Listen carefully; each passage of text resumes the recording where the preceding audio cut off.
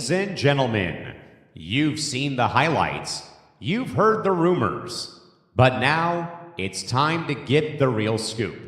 We pull back the curtain on the world of sports entertainment and give you the unfiltered truth.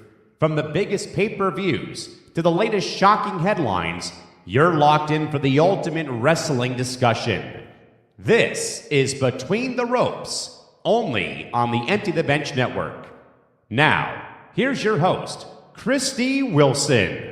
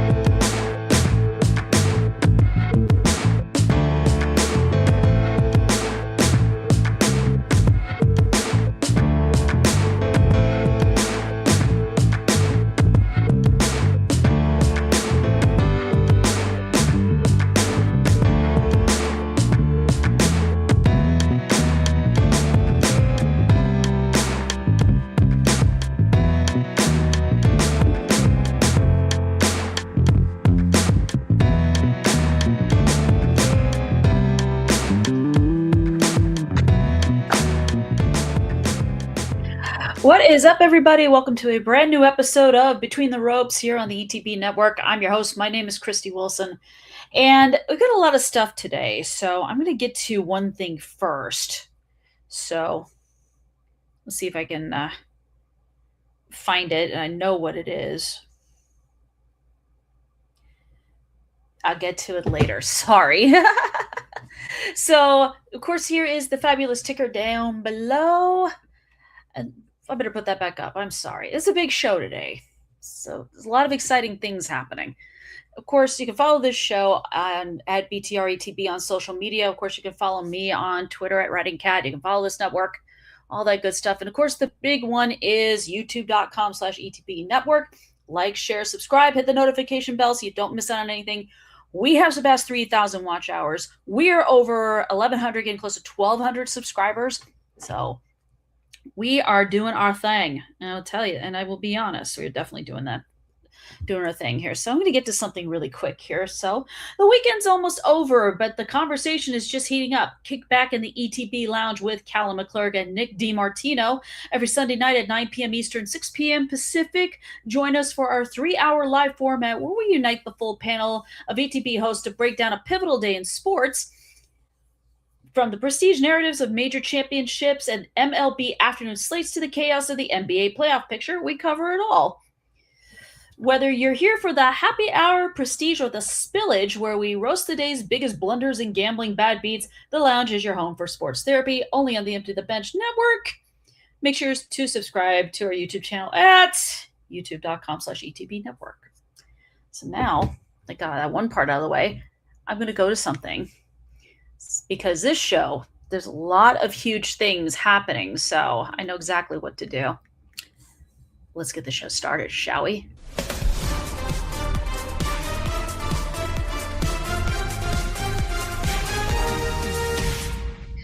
That's right. I said this is a big show. Here's part of the reason why, and why I'm wearing this company shirt in this episode. That's right. Tomorrow at Wembley Stadium in London, England. This is AEW's version of WrestleMania. It's all in. And this has been pretty hype, despite the fact that yesterday a fire did break out at a waste facility not far from Wembley Stadium. Seems like all the subway lines, or tubes as they call them over in England, it should be okay. I'm hoping people are safe as they make their way to Wembley Stadium for this event, which is big. It's really, it's ginormous. I mean, I have been eagerly waiting to preview this event for a long time. Hi, new here, finally show that covers all of pro wrestling and not just one company. Yes, I do as much as I can. I'm not going to cover everything, Reginald, but I do the best I can on that one. So welcome, and I hope you enjoy the show. Here we go. All In. This is AEW's version of WrestleMania. Last year, they had this at Globe Life Field in Arlington, Texas, probably one of the best pay-per-views, I think, of the year overall for all wrestling companies. I know many will say Wrestle Kingdom with New Japan Pro Wrestling was probably one of the best of the year. I mean, I'm not going to dispute that at all. I'm never going to dispute that. But here we go. All In. I got the card. Let's get started, shall we? All right. I'm going to start with the TNT title. This is a Falls Count Anywhere match. Kevin Knight is the champ. He's putting it on the line against Darby Allin. Let's just face the facts. If you follow AEW like I do, if you in particular like Darby Allin, which I do, this match is right up his alley. I mean, this man is a maniac. Darby, based on the storyline, what you've seen on TV with Dynamite, Collision, I mean, Darby is relentless. He's not going to stop until he makes Kevin Knight pay for turning on him after he lost the title, the AEW World title, to MJF at Double or Nothing. So this is the main thing I'm going to predict for this match is it's going to get wild. It's going to get crazy. One of these guys or both of them are going to have the crimson mask, the blood. And Darby's just big enough of a sicko. He wouldn't mind that at all. Yes, I am very fair and honest here when it comes to wrestling. And that's why I'm family. Thank you, KB. By the way, cheers. My big cup full of Baja Blast Mountain Dew. So, but back to this Falls Count Anywhere match between the Jet and Darby. I think you're gonna hear the words "and new." Darby Allin is gonna be your new TNT champion. Like I said, Falls Count Anywhere match, right up his alley. Possible interference from the Don Callis family. I think the Don Callis family is going to play a factor in at least some of these matches. I'm going to get to a next one where they might play a role in this. And then, of course, the AEW International Championship. Kyle Fletcher is a member of the Don Callis family. He holds the belt. Kanuchika Okada, the Rainmaker, also part of the Don Callis family, wants this championship. The odd man out is Konosuke Takeshita. I think he's going to win. He's going to get his revenge on Fletcher for betraying him and everything like that, and beating the crap out of him before Takeshita had to leave for Japan to compete in the G1 climax over in Japan. So I think Takeshita, we're going to get a title change on that one. That's just what I think, though. Members of the Don Callis family could be in this one, though I'm not looking forward to that part of it. But it's the Casino Gauntlet match where the winner gets a AEW World Title match. Andrade goes into this at number 1, MJF at number 2. I like Andrade, but my pick is any other competitor not named Maxwell Jacob Friedman. And by the way, how do I know? I made the decision. Why not? I'm picking it. So it's pretty much anyone not named Maxwell Jacob Friedman, even though I do want Andrade to win this because I know him. He has his eye on the AEW World title. I know Jungle Jack Perry also has his eye on that championship. I'm sure once this match is over at whatever part of the show it ends at, they will be, whoever the winner is, will be keeping an eye on the main event. And I will get to it later. Let's see. The Continental Cup. This finals are set. It's John Moxley versus Nigel McGuinness. Now, Mox has held the Continental Championship since World's End in December.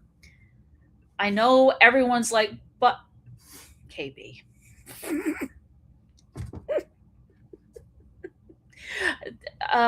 This is going to need more than just me laughing. Hold on a minute here.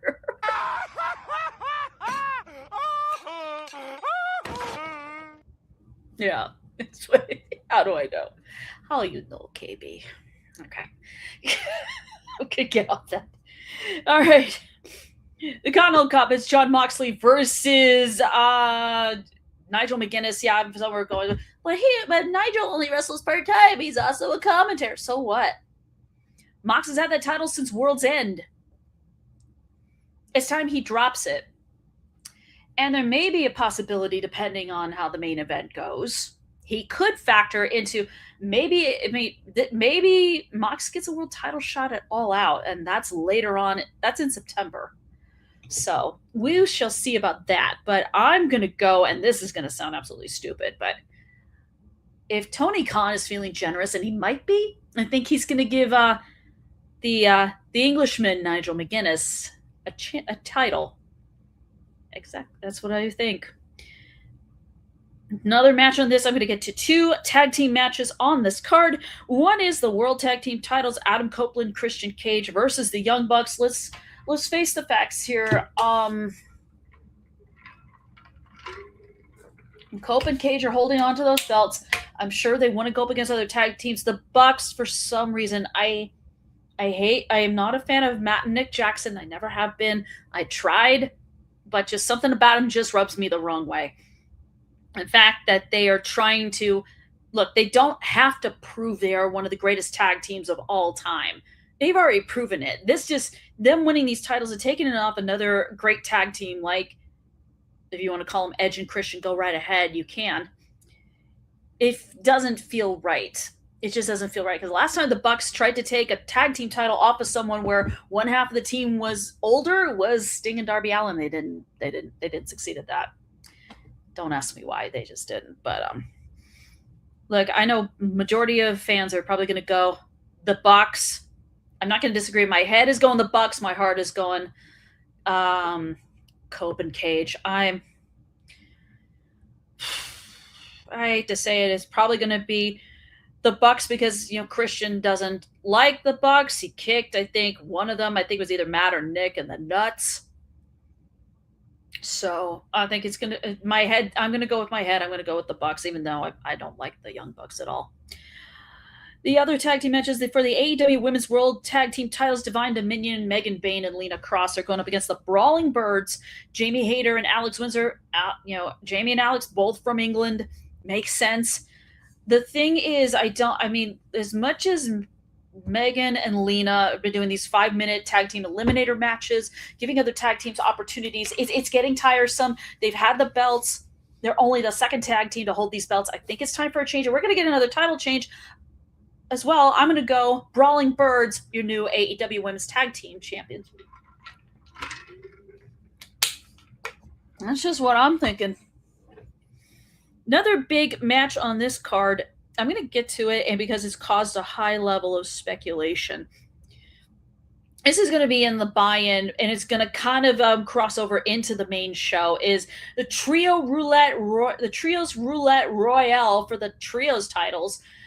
The defending champs are Hangman Adam Page, Brody King, and Bandito, and they're going to put the titles on the lines against the Bang Bang Gang, which in this case are Austin Colton Gunn and Switchblade Jay White. The Dogs, David Finlay, Clark Connors, I think is it, Gabe Kidd, I think is in there. The Death Riders, the 3 representing that faction is Pac, Wheeler Yuta, Claudio Castagnoli, the Demand, which is Ricochet and the Gates of Agony, the Conglomeration, which is Orange Cassidy, Roderick Strong, and Kyle O'Reilly. There's a wild card team, and the speculation on the wild card team is it could be Swerve Strickland, Kofi, because I'm not going to try and pronounce his actual last name. We know he trademarked that plus his initials KSM, but I'm going to still call him Kofi, and Austin Creed. This because Swerve has he made a strange Instagram post that I didn't read too much into because I feel like it's really something I'm not going to be trying to look for clues like, oh, what does this mean? What does this mean? If you're going to predict a winner going into this, and these sort of type of matches have crossed into the main show, it's happened a lot. I think Hangman, Brody, and Bandito have done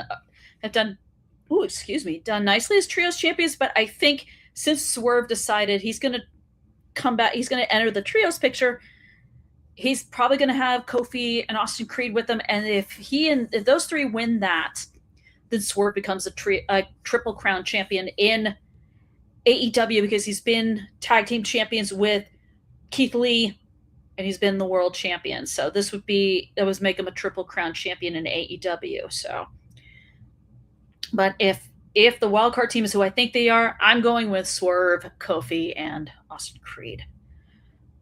Now, this is the big one on this card. This is crazy. If you want me to be 100% honest, this is the main event. It's Kenny Omega versus Will Ospreay. Oh, wait, no, I'm not going to do that right now. I skipped over one. I'm sorry. My apologies. AEW Women's World Championship. If someone was not injured, I would say I would have made a different prediction on this. I know there's a majority of people out there, I guess to say 99.999999999% of you people out there in the internet wrestling community who watch me do this. Willow Nightingale putting the title on against Mercedes Moné. What is factoring into this, what could make this probably too obvious, is Willow is dealing with a broken hand. Tony Khan did reveal that when he was doing press for this event in England. He said that. And I've seen some posts showing Willow with a cast on her hand. This broken hand, I think if she had not had this injury, yeah, still Willow needs to win. I agree, KB. I mean, I want her to. But the thing is, Mercedes Moné did win the Owen Hart Cup tournament. She totes that goddamn pink belt, which was a trophy like she won a fucking championship. Bitch, I've roasted you for this. Stop it. We know that, and as far as I know, I think if Willow retains that championship despite the broken hand, I will be surprised. But I think, sadly, I'm going to disappoint you, KB. I want Willow to retain. I really do. That's what my heart is saying. My head's going because of the broken hand. It's probably Willow's going to drop the belt to Mercedes, and it's exactly what happened back in 2024 when these two faced off for the TBS title that Willow had won at AEW Dynasty when she beat Julia Hart. She was transitional. This injury, unfortunately, makes Willow more of a transitional champion. I hate this for her. I really, really do. Tony Khan, I know you have a heart, sir, but have an even bigger heart and have Willow retain. But my head's going, unfortunately, because of the injury, it's probably Mercedes. All right, now I'm going to get to the main event. Kenny Omega versus Will Ospreay. I know some people criticize the build to this. There's been a lot of other little side things going on during this whole thing, like Will associating with the Death Riders, Mox's help and everything like that. There's even something that got brought up on a different show about Will Ospreay's friend Callum Newman was part of his faction, United Empire, over in New Japan Pro Wrestling. Will made an appearance at a Rev Pro event. I think it was yesterday or the day before. And he asked Callum to be in his corner at All In. There was hesitation on Callum Newman's part. I don't honestly know what to make of this because, let's face it, Callum Newman is undeniably talented. There's no question. There is absolutely no question about it. But the thing, I don't trust him. And I don't think Will Ospreay should trust him either. He really shouldn't. Because there is the possibility that Newman might betray Ospreay. There is the high likelihood. It could happen maybe during the match, like, I don't know, the Death Riders come out. Kenny has other people come out. Something like that. And all chaos and all hell breaks loose while the match is going on. If I were Will Ospreay, I would not trust Callum Newman at all. And there's a possibility Newman might just not bother showing up at all. He'd be like, "Nah, I can't do this. So I'm gonna leave. I'm not gonna show up for this event, and I'm not gonna be in your corner." Or here's another scenario that is I think is very likely, is like, say Ospreay beats Omega, he's celebrating, he's got the belt in his hand, he's celebrating, you hear Elevated like blaring through the sound system at Wembley, and fireworks are going off and everything like that. And maybe if Newman is there, then he probably turns on Will after letting him have his moment. But if I were Callum Newman and you're not sure if you want to be, just don't go. Just don't bother going. It's just because if I'm being honest, I mean, Ospreay has worked for this moment for a long time. Would it be crazy and shocking? Keith Lee could. I mean, I hope he's healthy. I hope he's healthy. He's feeling good and he's ready to rock and roll out there, Reginald. I really hope so. That would be cool. But back to the main event. I'm going to get to the pick right now. It's too obvious, but I will still be happy either way. It's Will Ospreay, because this guy has just worked too hard. He's overcome too much. I mean, heck, he underwent neck surgery paid for by Tony Khan. Thank you, TK, for that one. It's gonna be Ospreay.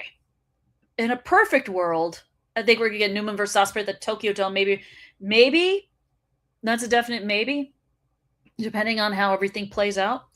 I was gonna say, in a perfect world, Ospreay wins, and we have a massive fireworks celebration at Wembley Stadium, and the whole city of London just starts. All the pubs are loaded with folks, and they're all drinking their beer, or I don't know what the folks in England call beer. I really don't, because I've never been to England. I wouldn't know.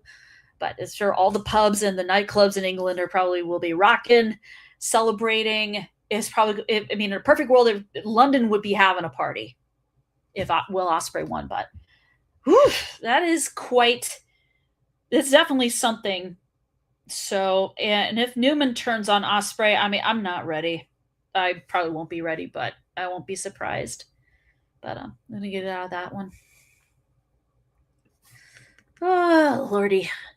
Going to get to another one. This happened this past Sunday.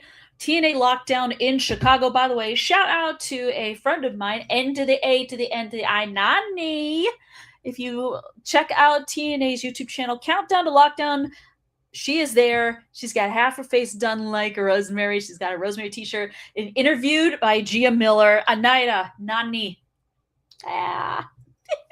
That was cool. That was freaking cool. If Ospreay wins London... yes. If Ospreay wins, London will turn into New York when the Knicks win the championship. Yes. Yes. That would be cool. That'd be cool. Back to Lockdown. Besides your girl KB being there, let's just say Lockdown was actually not. It was pretty decent. I'm gonna get to some matches that I am. And by the way, this week's Wrestler of the Week factors into this. Let's just say there's various things happening. First, Allie had to put the Knockouts tag team titles on the line. She needed a partner going up against I think it was the Elegance brand, or no, it was not the Elegance brand. I highly doubt it was the Elegance brand. But Allie did get a tag team partner, and her name is Kiera Hogan, who I will talk about right after this review.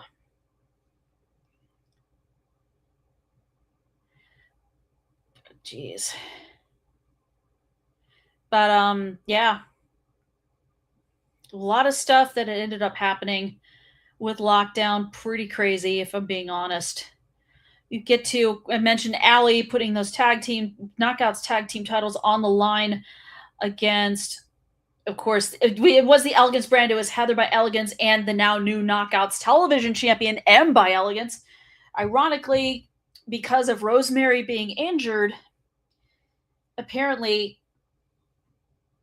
it didn't have. Rosemary supposedly was injured, so Allie got Kiera Hogan to come in. Kiera Hogan, like I said, is be part of the next topic coming up after this. Frankie Kazarian defeating Moose in an escape the cage match. Xia Brookside retained her Knockouts title against Elena Black, or if you want to call her Cora Jade, go right ahead. This match, the one match that did anger me, and this guy was in consideration for next week's Roster Wrestler segment, but I got someone else in mind, and I'll tell you folks you'll find out who it is next week. So, but Mustafa Ali had his group of clowns with him, as defeating Jason Hotch for the TNA International Championship in a steel cage match. I mean, I get it. Ali was injured during the match, legitimately injured, but the thing about it is Jason Hotch worked his ass off to get to this point, and just to take it away from him like that, I'm calling bullshit on that one. That was bullshit as far as I was concerned.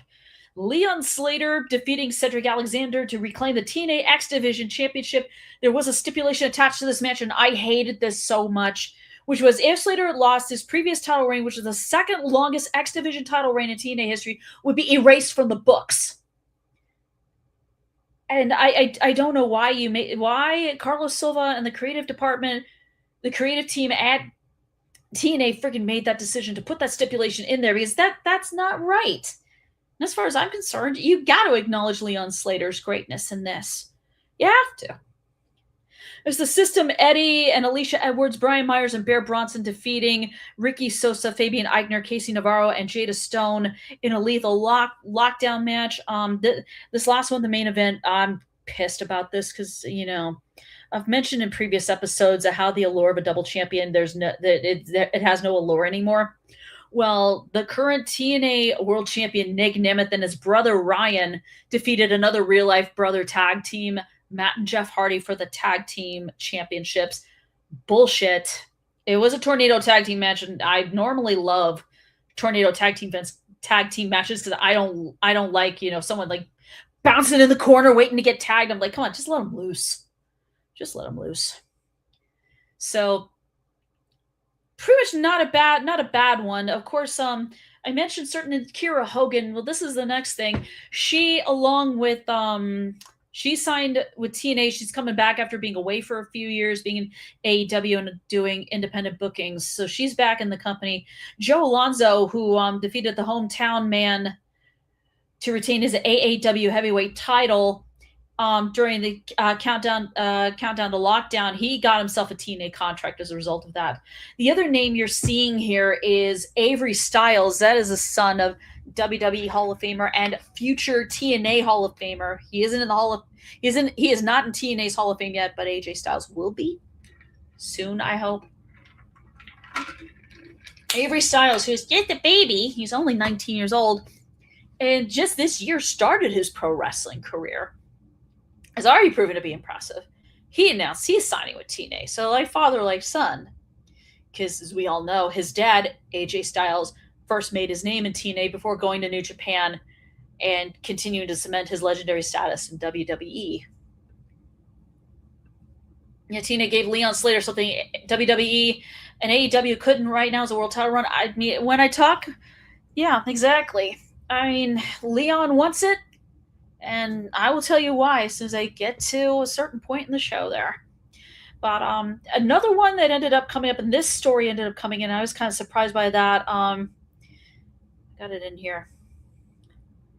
Which is Zoe Serrano, formerly Zoe Stark, also signed with TNA. And she actually showed up and attacked Indy Hartwell on this past Thursday's episode of TNA Thursday Night Impact on AMC.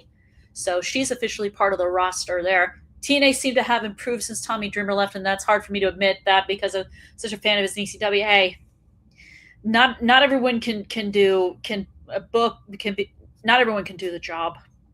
Reginald, not everyone can do the job.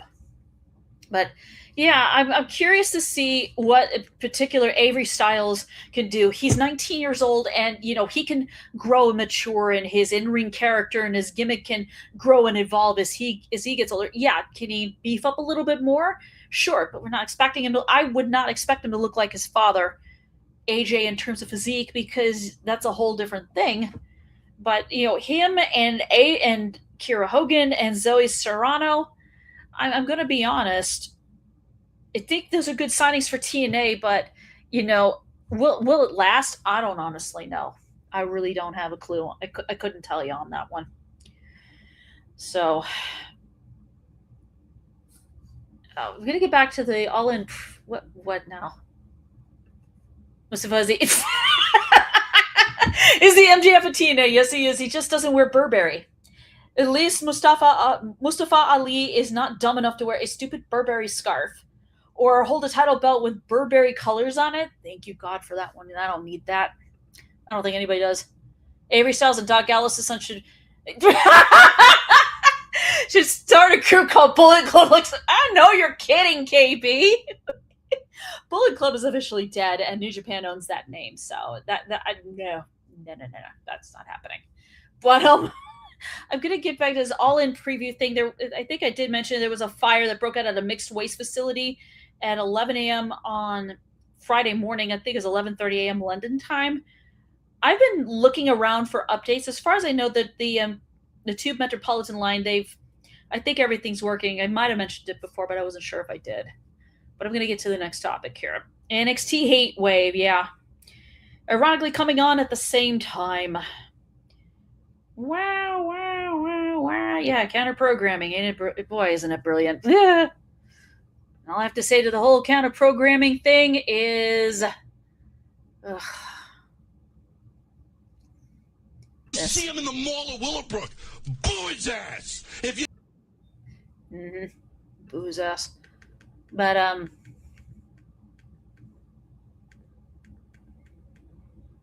counter-programming, Jesus.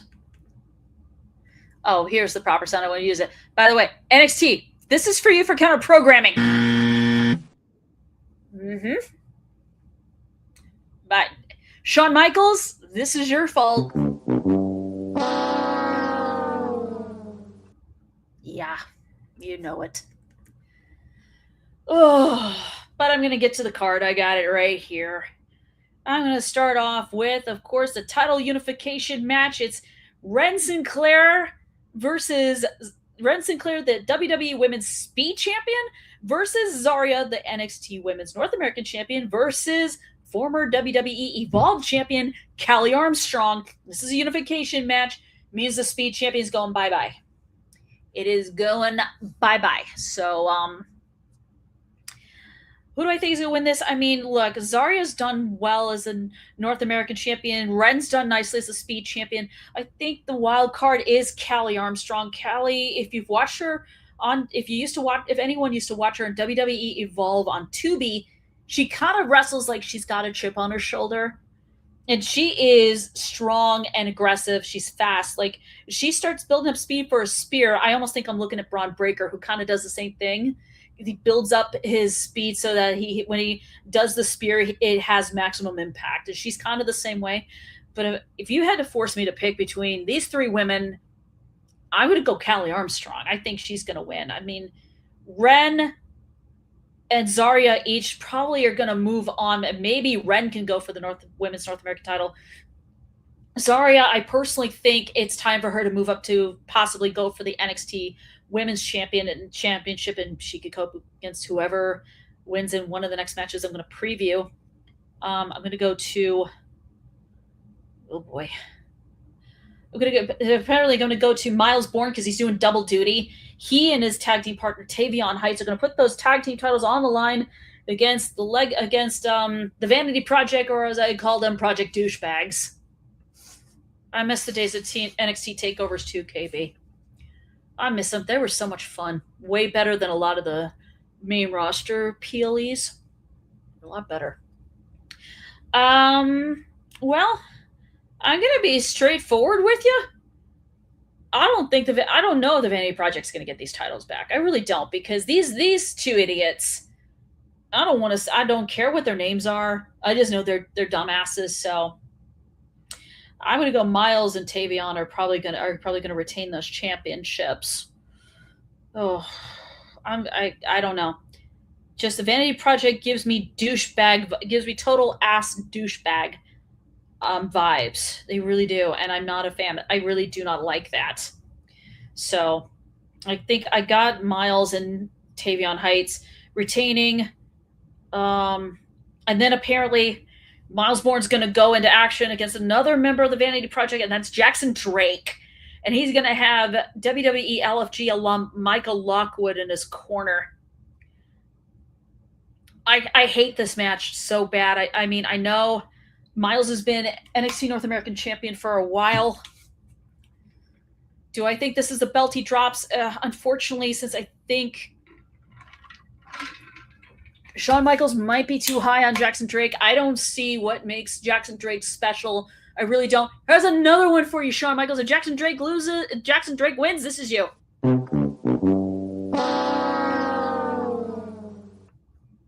Yeah, and then I'm going to do this. So Shawn Michaels could be looking to go into the Roast to Wrestler segment the week after, maybe. Fuck if I know. Fuck if I know.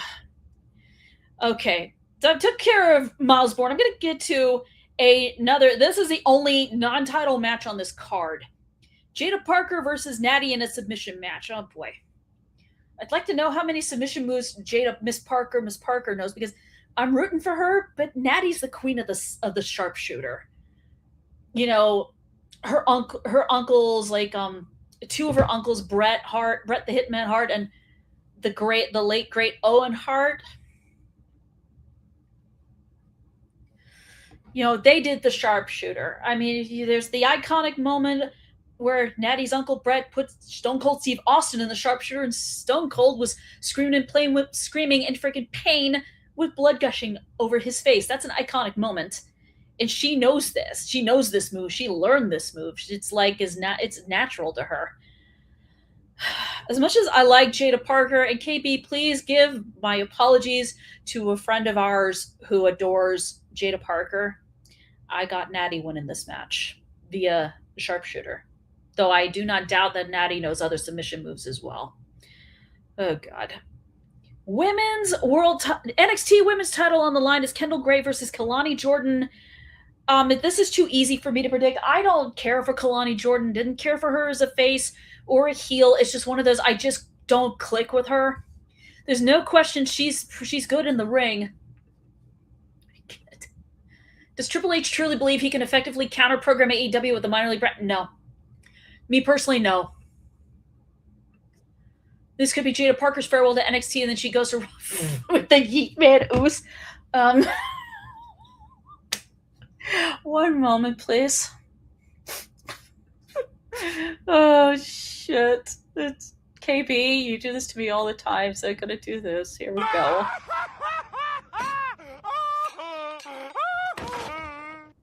I mean, I can't honestly think of anything else. I'm sorry. Get back here. My screen's fucking with me. Okay. But, too easy. Kalani, I can't click with her. I've tried. She's good in the ring and everything, but she annoys me when she cuts promos. Kendall Gray, and I know Kendall has been compared to Kurt Angle. I mean, heck, Kendall is really, really good. I got her retaining. And maybe this could mean Kalani Jordan goes to the main roster. I mean, I have no idea. But on to the next match, and this one, I think this is going to be one of those situations where, you know, this can really honestly go so many different ways. This can really go so many different ways. As I prop my feet up. Oh, that's better. We got Tony D'Angelo putting the NXT Championship on the line against Grayson Waller, who I have beef with, by the way, and you'll find out why later. Versus Cruz Montana, the former Mike Santana, versus the new dude on the block, Zilla Fatu. Now, this one, like I said, it's not clear. It's not picking who wins this. It's not as clear cut as it seems. Not as far as I'm concerned. Any one of these four could walk out of Heatwave with this championship. I know there are those who want Tony D'Angelo to retain. I think this is when D'Angelo drops the belt and moves to the main roster because I think he's ready. So Grayson Waller, no, he's not. I wouldn't say he's championship material. Not in this instance, though. I'm sure if he stays in NXT long enough, he will get another opportunity against whoever the champion is at whatever the next event is. Or the next episode of NXT. I'm not sure. I mean, Cruz Montana he's starting to get in there. Zilla Fatu just got there. The big thing with Zilla, I think the main thing with him is no one in the Anawahi family since NXT has been around. We know Jimmy and Jay Uso did not debut on NXT. They were on the main roster with Tamina. Roman Reigns was in NXT, but he didn't win the NXT championship. The only one in the bloodline so far, the current bloodline, and he's going pew pew. Solo Sikoa was NXT North American champion, but he'd already gotten called up to the main roster and was forced to vacate the title a week after he won it. I still think if you're going to keep Zilla Fatu in NXT, I think he is capable of being NXT champion. Now, that might be an unpopular opinion. That might be a hot take. That's just my opinion. I think if you really want to make Zilla Fatu's time count in NXT, I think even though I don't think this match is where Zilla becomes the champion, I think if you really want me to pick, if you forced me to, I'm probably going to go. It's probably going to be Cruz Montana's going to be. I think he wins the NXT championship. If it's not him, it's probably going to be Zilla Fatu. Because like I said, no one in the current bloodline that we know, that Roman Reigns was not NXT champion. Solo Sikoa was not an NXT champion. And those two were in NXT, not the Usos. So I'm going to have, like I said, this can go either way. You can choose any one of these four, anyone out there. If you're going to pick any one of these four, you're not wrong either way. I'm probably going to go Cruz Montana. I think he's going to be the NXT champion. That was tough. That was really tough. So I want to be able to do something here. I got to see what it is. So, okay. I know exactly what to do. Did he say it was? Oh. Dun, dun, dun, dun, dun, dun, dun, dun, dun. Sorry, I'm doing Star Wars.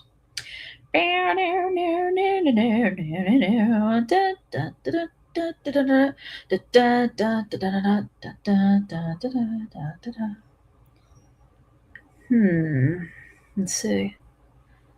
I'm coming up on it. I know I'm getting close.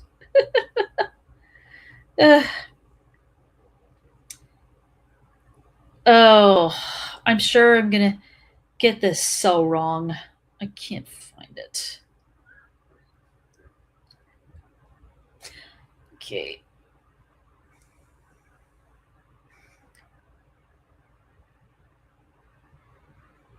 La la la la la la la la la la. Oh, here we go. There we go. Football season isn't just coming, it's officially here, and nobody covers the gridiron quite like the Empty the Bench Network. So whether you're sweating in your season-long fantasy matchups, tracking every roster cut, or looking for the absolute sharpest analysis on the league, we've got your entire week covered from kickoff to the final whistle. Starting on Monday, August 31st at 7:30 p.m. Eastern, 4:30 p.m. Pacific, we kick things off live with the NFC Preview Show to break down every single contender, sleeper, and question mark across the conference. On Tuesday, September 1st at 7 p.m. Eastern, 4 p.m. Pacific, the AFC Preview Show, you get to find out who's built to make a run to the Super Bowl. Things get personal on Thursday, September 3rd at 7 p.m. Eastern, 4 p.m. Pacific for the official Empty the Bench Fantasy Football Draft, as our crew goes head-to-head live on air for fierce debates, questionable reaches, and plenty of bulletin board material. Make sure you catch every single live stream right now across youtube.com/ETB Network and the ETB Network family of X channels. Okay.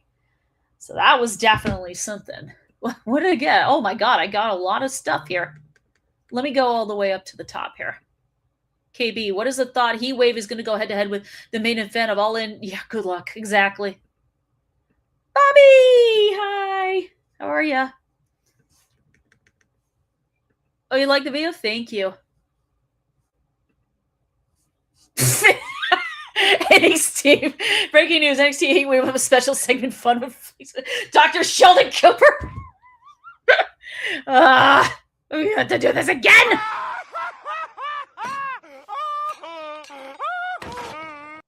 All those comments were coming at me at once. My God. Yeah. I didn't know the Big Bang Theory was going on. Damn. Okay. Wait, Nikki Storm could be the next contender for Giselle Shaw's Maple Leaf Pro Wrestling Women's Canadian Champion. Definitely something. Good to hear you're doing good, Bobby. There we go. Yeah, there we go. Okay. Like I said, all these comments were coming at me at once, so I kind of didn't. I was like, whoa, hold your horses there, everybody. Now I'm going to get to something pretty big here. Of course, it's AEW Fright Night episodes, Dynamite and Collision set for October 28th in St. Louis, so get ready for spooky, scary skeletons and da, da, da. I'm not going to sing the whole song, by the way. It's kind of good that AEW, because I think Halloween this year, 2020, in the year of our Lord 2026, Halloween ironically falls on a Saturday, so both Dynamite and Collision are going to be in St. Louis. It's going to be like, I think, one continuous episode, I think, but it should be fun. We've had some fun Halloween moments, like Kenny Omega came out dressed as I don't remember the character, but it was so funny. He was wearing this mask, he's doing the head thing, and he was wearing bedroom slippers, which was funny. Hangman Madam Page was dressed as the Stay Puft Marshmallow Man. Max, the Young Bucks are dressed up as two members of the Ghostbusters. So I think this is going to be fun. And as long as, you don't, I'm sure TK has some certain rules. Like if you're going to dress up in Halloween themed gear, don't be gross. Like don't come out as Jason Voorhees. Don't come out as Michael Myers. Or if you want to come out as Freddy Krueger, please make sure there's no knives on your glove. You don't need knives, not in this case. But I think that's going to be a fun episode. You know what? You get into the Halloween spirit. I mean, why the heck not? That makes sense. Now, this was surprising. Yes, your eyes on TV. Yes, Santana Garrett is the new WOW Women of Wrestling World Champion, defeating Penelope Pink. Now, funny thing about this is I get to another comment. It should be a fun costume. Somebody goes to AEW front and it's just, oh no, Avery. Now you made me do it. Oh my God. That's probably not going to happen. Nope, it's not going to happen. I mean, come on. Here we go. I didn't mean to do that, but that is effing hilarious. I am telling you. You're looking forward to it again? Oh, good. There you go, Bobby. Hey, Hassan. Yeah, it's time for the go-home show for Collision tonight. That is going to be at the end of the show where I do a Collision preview, so hang tight on that one. But yeah, Santana Garrett defeating Penelope Pink. I think this is her second reign as the WOW World Champion. This must be her second reign, because I remember when I started watching WOW Women of Wrestling on Access TV, that's the first time I saw Santana Garrett, and she was the WOW Women's Champion, the WOW World Champion, where she ended up she was the champion when she went up against someone I've roasted on the show, Tessa Blanchard. Yeah, so yeah, she's right now I think she's the world champion. Santana Garrett, yeah. Get in here. Yeah. This is her second reign, actually, as the champion. So, and she's really good. I mean, why she hasn't gone to other promotions like AEW, honestly, I couldn't say. If I'm being 100% honest, I really don't. Yeah, well, that's good. Yeah, yes, Bobby. Congrats to Santana Garrett. I'm happy for her. Oh, you got a new phone today, Hassan? Excellent. But, look, Penelope Pink held this title for a pretty decent amount of time. I have to go back down just to be sure because I got the list right in front of me. Yeah, she only held it for 312 days, but Santana Garrett got it. It was an episode of WOW filmed in Las Vegas. So Santana Garrett, woohoo! She was definitely a contender for Wrestler of the Week until something happened and I had to do a switch out. But I figured, give her a shout out, show her some love. And just say a big congratulations to her. She deserves it. She definitely deserves it. Now, I'm going to update this next topic because, yes, Eddie Kingston did challenge Hechicero for the CMLL World Heavyweight title. Yesterday, ironically, Eddie lost. So, excuse me. That's kind of sad. And I know that people were criticizing, Eddie is really good on the mic, but he's not great in the ring. And look, Eddie is pretty good in the ring. Give him a chance. He's got great skills and all that other stuff. It's just, I don't know. I couldn't honestly tell you why, but the thing about it is, I just think with Eddie, he ended up hurt. He couldn't be in the Continental Cup tournament, so he got out. And this really baffled me. But he didn't win. He's not the CMLL World Heavyweight Championship. Would have been great if he was, but he wasn't. So And by the way, I'm going to say hi to 264 people watching me live. Here we go. Yeah, he is good in the ring, Bobby. Eddie Kingston is a fighter. He just had some bad luck injury-wise. Yeah, that's true. That's definitely true. Speaking of someone who's having a bit of terms of health, Bianca Belair, we know she injured her finger. Well, there's something else that ended up coming up, and this really sucks. She's dealing with carpal tunnel syndrome, which is it's basically it's compression of the carpal tunnel area in your wrist. Now, she did have surgery on her finger, but it's gotten to a point where she can't feel her hands. And that's crazy because she just had a baby. I forgot that All In was at 10 a.m. tomorrow. I'm having a barbecue for the event. My friends won't be here until 2 p.m. Oh, dude, I'm sorry. My goodness. Yeah, I hope Bianca gets better because carpal tunnel syndrome can be treated, which is it's basically your wrist. I've known some people she can wear splints. She can wear wrist splints. She can get injections of a steroid in her wrist to help strengthen the muscles and everything like that. Last resort would probably be surgery. I think these are the main symptoms she may have suffered from: is numbness and tingling in her thumb in some of her fingers, but she can't feel it. I mean, it's horrible. Yeah, this is one thing I had to read this up, and my father-in-law had carpal tunnel syndrome. Famous person I know of that had carpal tunnel syndrome was the late great country singer Waylon Jennings, and he attributed his dealing with carpal tunnel syndrome to playing guitar too much because he was a big guitar player, and he had to have his hands stretched out and everything like that. Yeah, my friend just had surgery for her carpal tunnel. She said it went well. Good. I'm glad. Do I think this could happen for Bianca Belair? I hope she doesn't have to undergo surgery for this, but what if that's the last resort? I'm sure she's looking at her options and everything to try and see if she can overcome. This is a pain in the ass because, I mean, I've dealt with pain in my wrist, kind of like carpal tunnel, not carpal tunnel syndrome, but to where I couldn't feel kind of right through my arm and a little bit through my fingers. But that's just because, pressing my hand to get something working, a mouse on a computer, that's neither here nor there. But I know what I know the pain and feel. It's a bitch. And I just hope Bianca is able to overcome this because, she's great in the ring. She's, seems fun, all that other stuff. And, this sort of thing does need to be talked about because who knows if there are other wrestlers out there who have had the same issue that she's had. Now, someone else, and I know this is probably turning into the welcome to the ER portion of the show because now I have another wrestler with a medical problem, and that is Thea Hale. She's been diagnosed with what's called alopecia areata, which is she's losing her hair. Thank you, Bobby.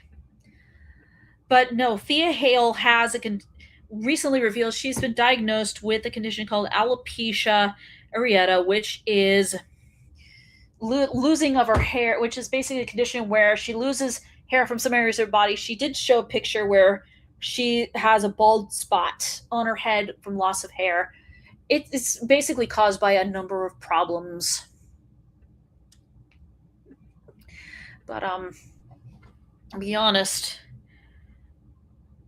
it can be caused with everything like family history, diabetes, celiac disease, rheumatoid arthritis is some of them.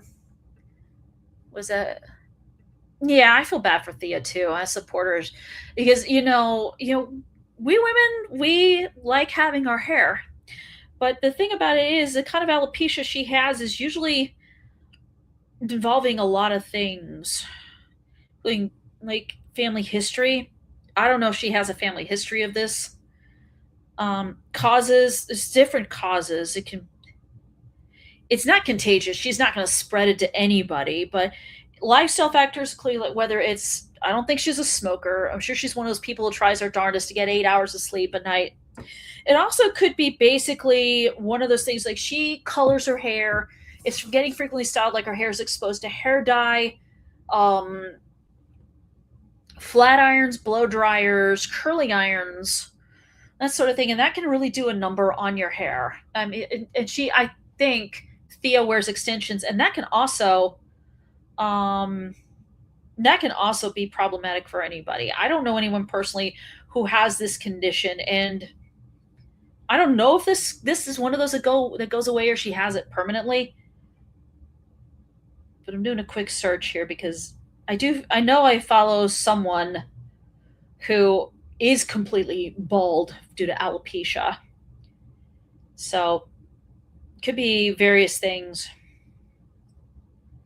This could be what I mean. I'm literally guessing. I am literally guessing on this one, but what can you do about it? As far as I'm concerned, but Thea, just hope there is, ironically, she can treat it, but there's no cure for this. The only thing I can think of is maybe it's genetic or something like that, but I hope she takes care of herself when it comes to this. Okay. This is a long show, I'm sorry. Yeah, there was a report that came out a few days ago from someone named BJ Brothel. I butchered his last name. I could care less, to be honest. But ironically, he wrote a story saying that the ESPN's having, I guess you say, buyer's remorse and regrets teaming with WWE, and they may be planning to discontinue the partnership with WWE. If Tom Albano had not mentioned this to me, this suppose there's 4 years left on the contract, but it was disputed. There's no validity. ESPN did release a statement, which I have here on my phone, it says, there is no truth to the report that we have decided not to renew. Remember, there's 4 years left on that contract. So I think if ESPN is smart, and I suspect that they are, basically, I think it's just let the contract run out. I know not everyone's been a fan of of all the premium live events being on ESPN. I mean, heck, even I'm kind of like, wait, why? What? I don't know. But that's one thing there. The next one, and yeah, this is continuing. Like, I've heard Nick Morgeson get pissed off about Netflix. But well, I'm sorry, Nick, but I have a Netflix related story. Oh, yeah, it's alright. They're reportedly in talks to try to move Saturday night's main event, which is on Peacock, to Netflix. So it means, yeah, it's going to be behind a paywall, which really freaking sucks ass, and I hate it. I despise it. I don't like it. I think it totally freaking sucks. The thing about it is, before ESPN, this was when ESPN got greedy. Well, there's another company getting greedy. That is Netflix wanting everything like Monday Night Raw, NFL, Major League Baseball. Too much. I mean, I'm like, ugh. This would make my head explode. And again, WWE, probably their contract with Peacock's probably going to be expiring soon, maybe this year or early into next year. So I don't know what they're going to do. I'm pissed off that MLW is bringing, oh God. Oh, the Tessa Blanchard's going to be, oh Jesus Christ. I'm not happy about that, Bobby. I'm going to tell you that. But yeah, Netflix, you're engaging in world domination. Fucking stop it. That's all I got to say about that. Oh my God, 276 people watching. Thank you, everybody. Thank you. All right, I'm going to get to another one. Now, Cody Rhodes posted this picture of him at Marvel Studios, which, was very surprising. But, let's see. I got the picture here somewhere. I know where it is.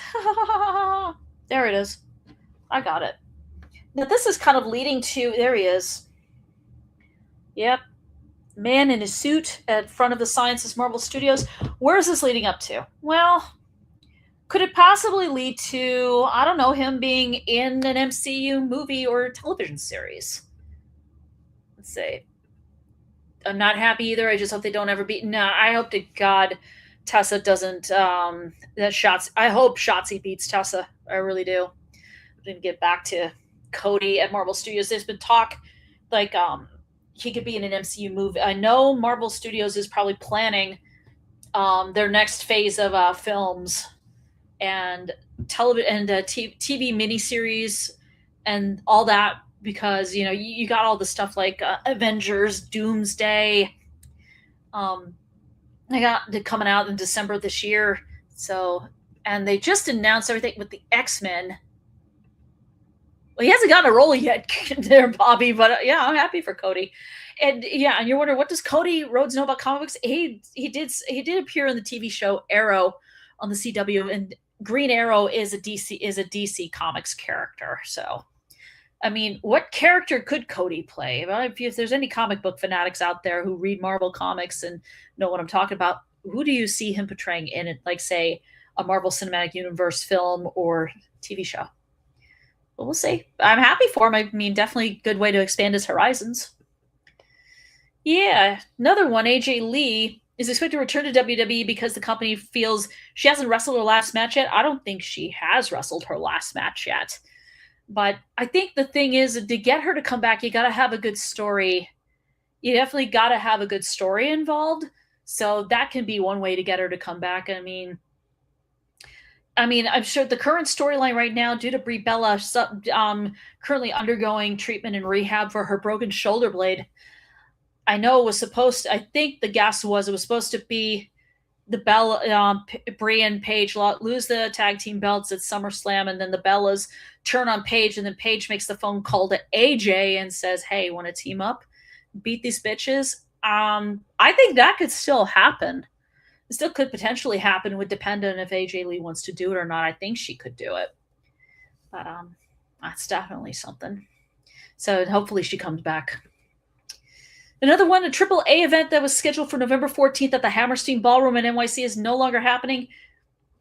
And I wasn't even, look, shows how bad I am when it comes to keeping track of AAA related stuff, but I found the tweet from Fightful.com, and I'm going to read it for you. There was going to be a live edition of AAA on November 14th that would take place at the Hammerstein Ballroom in New York City. However, a source at the Manhattan Center relayed to WrestleVotes Radio on Fightful Select that the date has been removed from the internal calendar. I wonder why. That's definitely, that's weird. I mean, it would have been cool to see AAA at the Hammerstein Ballroom, which is one of the most iconic venues in NYC, probably.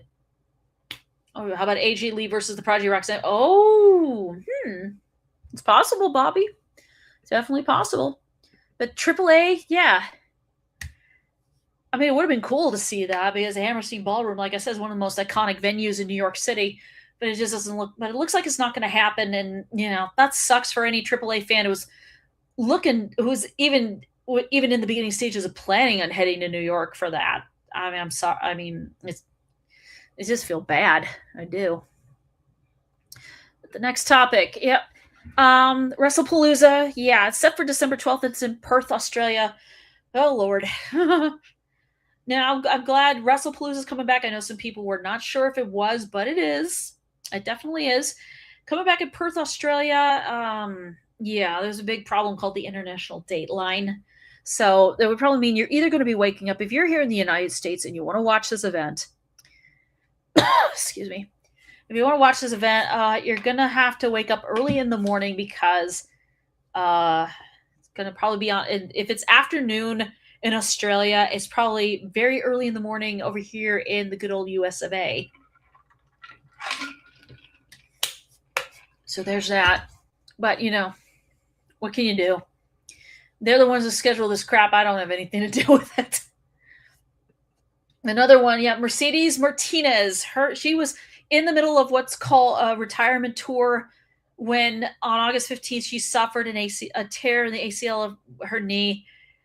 And that's it for her in-ring career. I'm sure she's going to stay in the wrestling business in some capacity, whether it's creatively, producing, booking, whatever it is. She's just not going to be in the ring anymore as a competitor.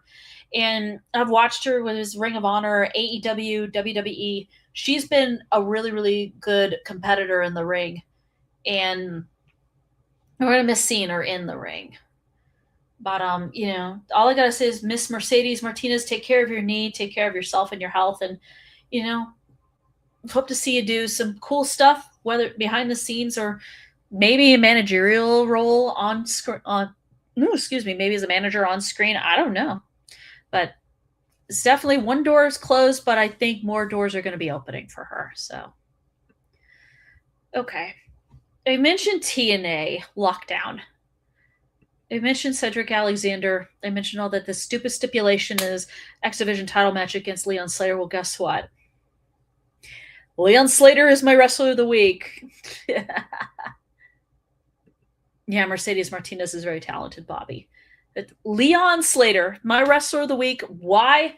Well, yes, he did beat Cedric Alexander for the X Division Championship, and his legacy in TNA in terms of that title with the second longest X Division title reign in history, that's secure. It's not going anywhere. But Bound for Glory just got interesting because of him, and I will tell you why after I read whatever comment I ended up getting. He deserved the honor, Bobby. Yes, he does. Leon Slater decided to exercise what is called Option C. So he's vacated the X Division title that he beat Cedric Alexander for. He's going to go after Nick Nemeth and the world title at Bound for Glory in October in Tampa, Florida. So that's definitely that. So him doing that, I think, as KB mentioned, I'm going to have to go back up to his comment right here. I'm going to have to head back into the comments. I'm going to see if I can find his comment. Let's see here. No, it's right here. Here it is. Yes, TNA gave Leon Slater something WWE and AEW couldn't right now, and that's a world title run. Well, he has to win the belt first. He has to beat Nick Nemeth at Bound for Glory to get it, and I really feel like Leon's going to do it. This guy has been really impressing people since he came on the scene. He did matches in NXT during his time at TNA. He did NXT. He was in NXT matches. He was wowing fans. I mean, this guy, for as young as he is, he's 21 years old. And if he beats Nick Nemeth for that championship, he breaks a TNA record for youngest world champion in company history. Unfortunately, Bobby mentioned her name, and I have to go back to his comment. Not that one. He mentioned her.